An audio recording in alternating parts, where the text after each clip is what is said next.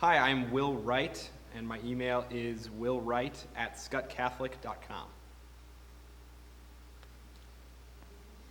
Spell that. Oh, spell it, sorry.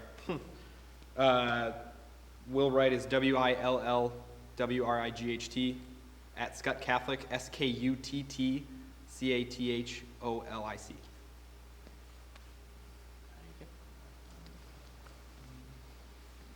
What are you going to do for us, Will? I am performing Rosencrantz and Guildenstern Are Dead by Tom Stoppard and Dinner with Friends by Donald Margiels, followed by a story. Okay.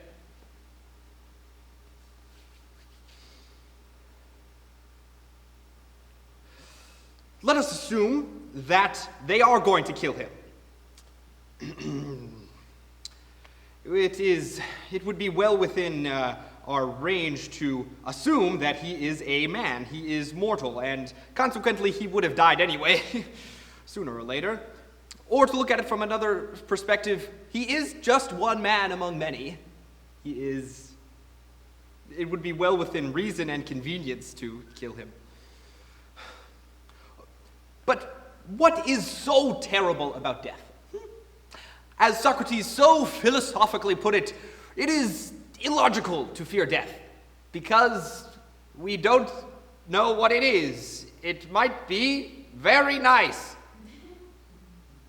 Or at least it is a release from the burdens of this world, and for the godly a haven and a reward. Or to look at it from another way, his death would be a benefit to us because we are just little men. We don't know the ins and outs of the matter. There are wheels within wheels, etc. And it would be presumptuous of us to assume that we could know the inner workings of fate or even of kings. All in all, I think it's well that we leave well enough alone. We are Rosencrantz and Guildenstern, after all. Or And it is, we were awakened and summoned here by a man standing on his saddle. We were summoned and arrived, and we were instructed to glean what afflicts him, and to draw up on him some sort of pleasure, such as a play, which consequently we had to cut short because of some sort of nuances outside of our control, which resulted in, among other results, in Hamlet becoming homicidal and high, and now we escort him to England. Yes, I think we're on top of it now.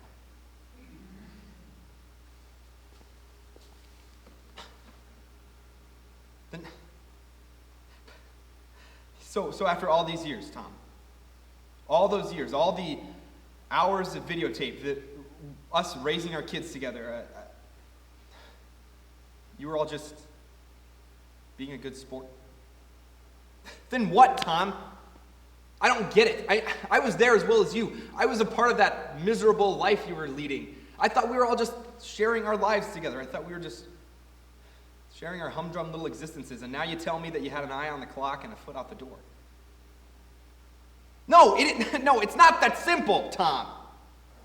Karen and Danny and Isaac and I, we were all a part of that agonizing life that you led. And Isaac's totally freaked out by this, by the way.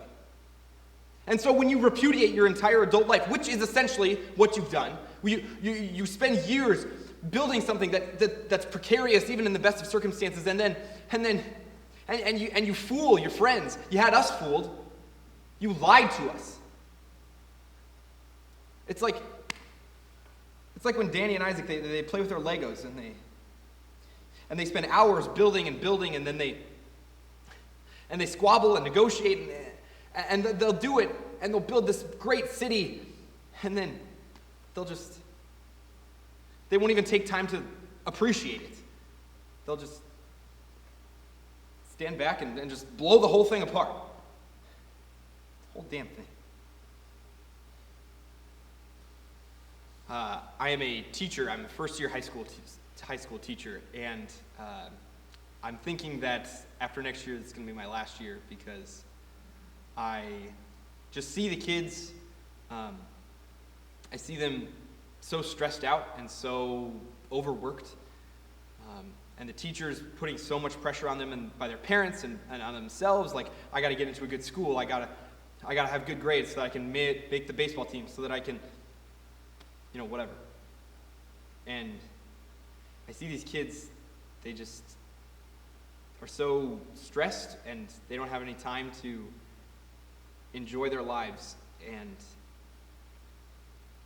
I'm kind of just sick of putting up with that and feeding into that kind of philosophy. So after next year, I think I'll be done with that. Thank you.